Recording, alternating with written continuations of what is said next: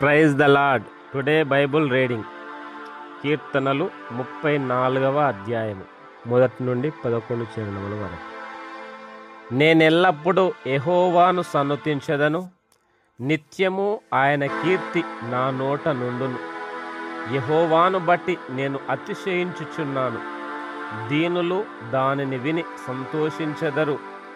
నాతో కూడి యెహోవాను ఘనపరచుడి, మనము ఏకముగా కూడి ఆయన నామమును గొప్ప చేయుదము.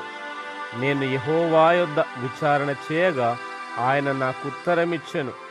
నాకు కలిగిన భయములన్నిటిలో నుండి ఆయన నన్ను తప్పించెను.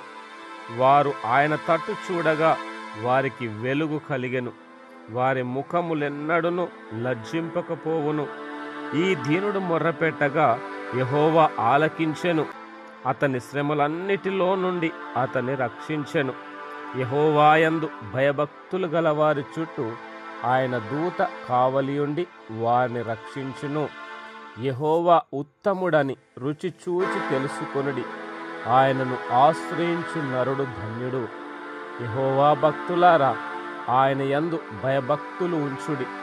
ఆయన యందు భయభక్తులు ఉంచు వానికి ఏమీయూ కొదువలేదు. సింహపు పిల్లలు లేమి గలవై ఆకలి గొనును, యెహోవాను ఆశ్రయించు వారికి ఏ మేలు కొదువై ఉండదు. పిల్లలారా, మీరు వచ్చి నా మాట వినుడి, యెహోవాయందలి భయభక్తులు మీకు నేర్పెదను. ఆమేన్. God bless you.